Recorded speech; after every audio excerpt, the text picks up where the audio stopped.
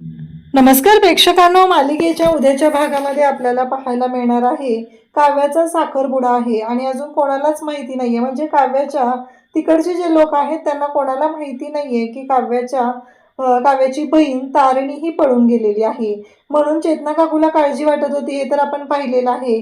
कारण जर का चेतना काकूच्या भावाला ही गोष्ट कळली तर खूप अवघड होणार आहे असं की चेतना काकू म्हणत असते. पण आपल्याला खूप साऱ्या गोष्टींचा उलगडा होताना पाहायला मिळणार आहे. कारण या युवराजने खूप मोठा कांड केलेला आहे. युवराजने असं सांगितलेलं असतं की काहीही झालं तरीही या सगळ्या गोष्टींमध्ये यामध्ये जे आहे ती म्हणजे काव्याची बहीण ती पळून गेलेली आहे, ती कुठं गायब झाली काहीच माहिती नाहीये. आणि त्याचबरोबर मग मुलाकडच्यांना ह्याही गोष्टी कळू लागतात, त्या म्हणजेच की काव्याची बहीण पळून गेली म्हणजे तारिणी पळून गेली आहे, एक खुनी या घरात राहत आहे. आणि त्याचबरोबर वसुधा बेलसरे ही एक कारस्थानी बाई आहे, म्हणजेच तिने लाच घेतलेली होती आणि लाच घेण्याच्या प्रकरणामध्ये तिला अटक सुद्धा म्हणजे तिच्यावरती लाच करप्टेड पोलीस म्हणून तिच्यावर शिक्कामोर्तब झालेलं होतं. हे सगळं बोललं जात असतं. तेव्हा मात्र आता सगळेजण तिथं असतात. युवराज म्हणत असतो की बरोबर आहे तुमचं, आणि मग हे सगळे बोलू लागतात की चला हे लग्न मोडलं, इथंपर्यंत गोष्टी जातात. खरं तर खूप वाईट गोष्ट असते ही. या पद्धतीने सगळेजण बोलत असतात आणि तारणीला दोष देत असतात. तेव्हा केदार तिथे येतो आणि सांगू लागतो की थांबा, तारणीचा याच्यामध्ये काही दोष नाहीये, तारणी येणार आहे आणि तुम्ही त्याची काळजी करू नका असं तो सांगत असतो. आणि नेमकं त्याच वेळेस पाहायला मिळतं ते म्हणजे एवढं सगळं झालेलं असतानाही आता ती लोक लग्न मोडणार आहेत आणि त्याच वेळी तारिणी मात्र तिथं पोहोचत असते. आणि तारिणीने तिथे पोहोचून आता सगळ्या या युवराजचा बँड वाजवलेला आहे, त्याचं थोबाड फोडलेलं आहे. तारिणी आणि केदार या दोघांनी मिळून युवराजची वाट लावलेली आहे आणि आपल्या काव्याचं जे लग्न आहे ते मोडण्यापासून थांबवलेलं आहे. तर हे सगळं कशा पद्धतीने होणार आहे ते आपण पाहणार आहोत. तर त्या सलमाकडून तारणीला आणि त्याचबरोबर रॉच्या टीमला एक गोष्ट समजते, ती म्हणजे सलमाकडून एक गोष्ट त्यांच्या कानावर पडलेली आहे. त्यातून त्यांना हे समजलेलं आहे की 6 मुली आहेत आणि मुंबईवर हल्ला होणार आहे. तेव्हा मात्र तारिणी पेटून उठलेली आहे. त्याचबरोबर आणखी काही गोष्टींचा उलगडा होणार आहे, ते म्हणजेच की केदारला आता जयवंत श्रीवास्तव कोण आहे, की शेखरने त्या गोष्टी का केलेल्या आहे, जयवंत श्रीवास्तव हे नाव का वापरलेलं आहे, या सगळ्या गोष्टींचा खुलासा होणार आहे. त्याचबरोबर इकडे आपल्याला पाहायला मिळतं की तारिणी आता निघालेली असते. सलमाच्या घरी तारिणी पोचलेली आहे आणि सलमाच्या घरी पोचल्यानंतर तारिणीने सलमावरती अटॅक केलेला आहे. कारण सलमाने तिथं असलेली कागदपत्र जी आहेत ती कागदपत्र जाळलेली असतात, तारिणीनं ती सुद्धा ताब्यात घेतलेली आहेत आणि या सगळ्या गोष्टी आता समोर येऊ लागतात. त्याचबरोबर इकडे आपल्याला पाहायला मिळतं ते म्हणजे तारिणी आणि सलमा या दोघींमध्ये जो काय तिथे वाद चाललेला असतो तो खूप मोठ्या प्रमाणात असतो. दोघीही अगदी तेवढ्याच ताकदीने एकमेकांवर वार प्रतिवार करत असतात आणि फायनली तारिणीला त्या सगळ्या गोष्टींमध्ये यश मिळतं आणि तारिणीने सलमाला आता ताब्यात घेतलेलं असतं. म्हणजे तारिणी एवढी स्ट्रॉंग आहे ते आपण पाहिलेलंच आहे. तारिणी काय करू शकते याचा विचार कोणी करू शकत नाही, कारण तारिणीने एवढ्या सगळ्या याच्यातून अमृतसरच्या त्या एरियातून सलमाला ताब्यात घेतलेला आहे. इकडे केदार शेखर बरोबर बोलत असतो. केदार विचारत असतो पण मला एक कळलं नाहीये की जयवंत श्रीवास्तव या नावाबद्दल का, म्हणजे हे नाव का वापरलं गेलेलं आहे. तेव्हा मात्र शेखर सांगत असतो की मी खूप वेळा इकडे कौशिकीशी बोलण्याचा प्रयत्न केला, पण कौशिकीने प्रत्येक वेळेस टाळाटाळ केलेली होती, तिनं माझ्याशी व्यवस्थित बोलत नव्हती.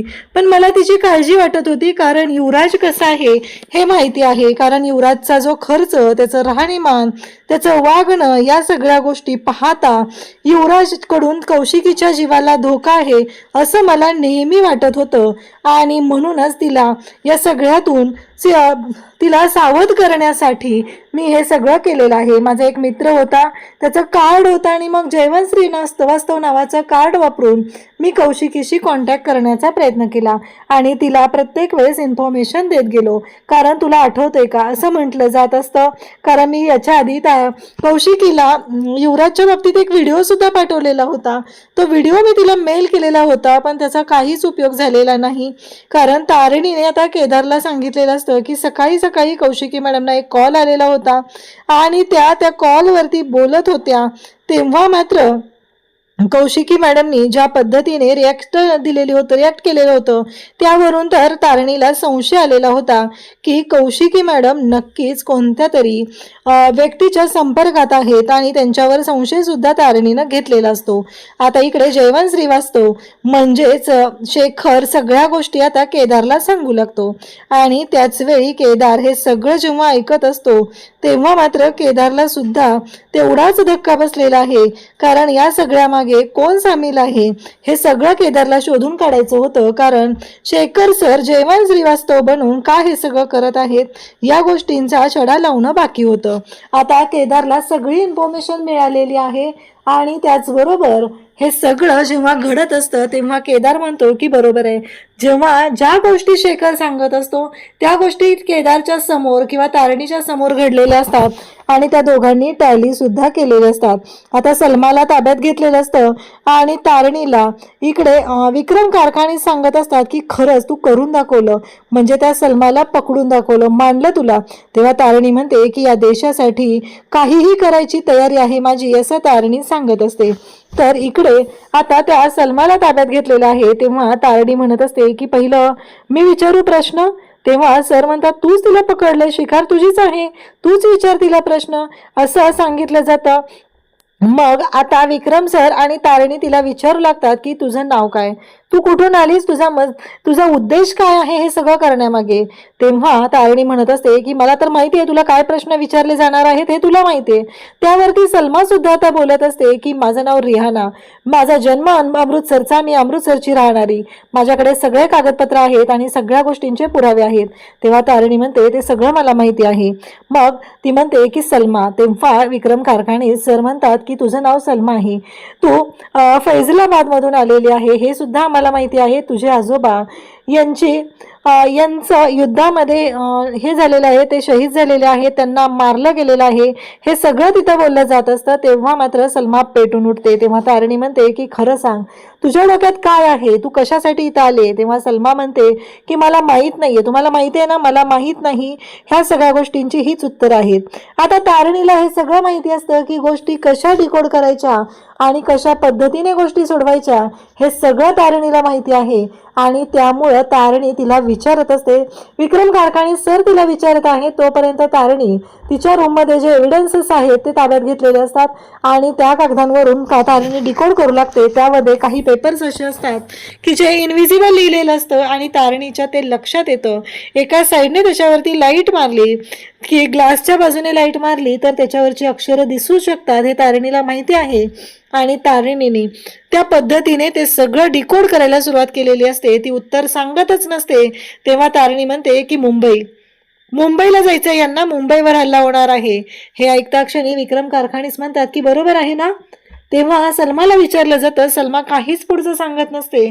तेव्हा तारिणीने मात्र सलमाची चांगलीच धुलाई करायला सुरुवात केलेली असते. तारिणी इतकी म्हणजे थर्ड डिग्रीच तिला देत आहे अशा पद्धतीने तिला मारत असते आणि ते सगळं जेव्हा समोर येत असतं तेव्हा मात्र सलमा आता हो मी सांगते सगळं असं म्हणत तोंड तिने उघडलेलं आहे आणि बोलायला सुरुवात केलेली असते. त्या इंकमुळे, इनविजिबल इंकमुळे सलमाच्या बाबतीतलं सगळं सत्य आता समोर आलेलं असतं आणि तारिणी इतक्या पद्धतीने त्या सलमाची धुलाई करत असते. ते पाहून आता खरंच सलमाला आता सगळं सांगण्याशिवाय पर्याय नसतो. मग सलमा सगळा प्लॅन सांगू लागते. त्यांचा जो काही प्लॅन आहे, 6 मुली आहेत टोटल आणि त्या 6 जणी पुढे काय काय करणार आहेत हे सांगितलं जातं.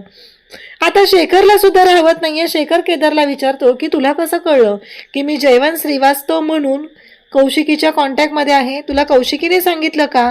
त्यावरती आता शेखरला केदार उत्तर देतो की नाही, कौशिकी ताईच्या फोनवरती वारंवार फोन येत होते आणि त्यामुळं मला कळलेलं आहे.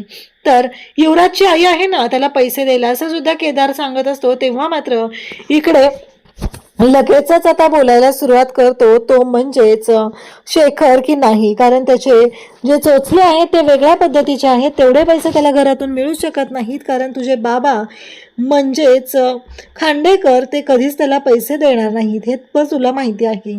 इकडे आता तारणीने त्या सलमाकडून सगळं वधवून घेतलेलं असतं आणि आता तारणीचं कौतुक केलं जात असतं. स्वतः कारखानी सर म्हणत असतात की खरंच मानलं तुला, कारण वाघीण आहे महाराष्ट्राची तू दाखवून दिलेलं आहेस, कारण हे मिशन तुझ्याशिवाय पूर्ण होणं कधीच शक्य नव्हतं. तू पूर्ण केलंय, पण आता भीती आहे, मुंबईवर हल्ला होणार आहे. तारिणी म्हणते की मुंबईवर हल्ला आहे. मुंबई अगदी नकाशावरती छोटंसं दिसत असलं तरी लोक तिला मायानगरी म्हणतात. सगळ्यांची स्वप्न पूर्ण करण्याची ताकद त्या मुंबईत आहे. तिथे सगळी लोक, सगळ्या प्रकारची लोक आलेली असतात आणि त्या सगळ्यांना मुंबई स्वतःमध्ये सामावून घेते. कधीच कोणाला उपाशी राहू देत नाही, कधीच कोणावरती कुठल्याच पद्धतीचा तिथे त्रास दिला जात नाही. प्रत्येक व्यक्ती ही त्यामध्ये असते आणि त्या प्रत्येक व्यक्तीला सामावून घेण्याची ताकद मुंबईमध्ये असते, असं तारिणी सांगत आहे. तेव्हा मात्र विक्रम कारखानीस म्हणतात पण एक भीती आहे, ती गोष्ट आपल्याला विसरून चालणार नाही. तेव्हा तारिणी म्हणते काय? तेव्हा विक्रम कारखाने सर सांगू लागतात की एक महत्त्वाची गोष्ट आहे आणि ती म्हणजे काहीही झालं तरीही आत्ता त्या 5 मुली आणि त्यांनी जर त्यांचं मिशन अबॉर्ट केलं तर पुढे काय करावं लागेल हा प्रश्न उपस्थित केला जातो. आणि तेव्हा मात्र इकडे तारिणी म्हणत असते की नाही, आपण सलमाला त्यांच्याकडे माघारी पाठवायचं, हे मिशन अबॉर्ट होणारच नाही असं ठणकावून तारिणी सांगत असते. तेव्हा आता पुढच्या गोष्टींसाठी तारिणी सज्ज झालेली आहे. पुढे काय करायचं आहे या सगळ्या गोष्टींचा आता खुलासा तारिणी करणार आहे. तर हे सगळं कशा पद्धतीने होणार आहे ते आपण पाहिलेलं आहे. तारणीची आता काव्याची एंगेजमेंट असते. काव्याच्या एंगेजमेंटसाठी सगळेजण जमलेले असतात आणि त्याच वेळी युवराज मात्र तिथे गोंधळ घालायला सुरुवात करतो. युवराज तिथे सांगू लागतो की हे सगळं जे काय आहे ते तुम्हाला माहीत नाहीये का, कारण काव्याची एक बहीण आहे ना, ती घर सोडून गेलेली आहे. आता काव्याची बहीण घर सोडून गेली आहे ही गोष्ट ऐकता क्षणी सगळ्यांनाच धक्का बसतो. सगळेजण पाहत असतात आणि मग ती मुलाची आई आहे ती आरडाओरडा करू लागते आणि त्याच वेळी ती म्हणत असते की बरोबर आहे, या घरामध्ये एक करप्टेड व्यक्ती होते, खुनी राहतोय, असं सगळं म्हणत सगळ्यांना दोष दिला जात असतो. तेव्हा मात्र आता तिथे तारणीची एंट्री होते आणि तारणी कशा पद्धतीने युवराजचं थोबाड रंगवत आहे ते आपल्याला पाहायला मिळणार आहे. अशाच अपडेटसाठी चॅनलशी कनेक्ट राहा. थँक्यू.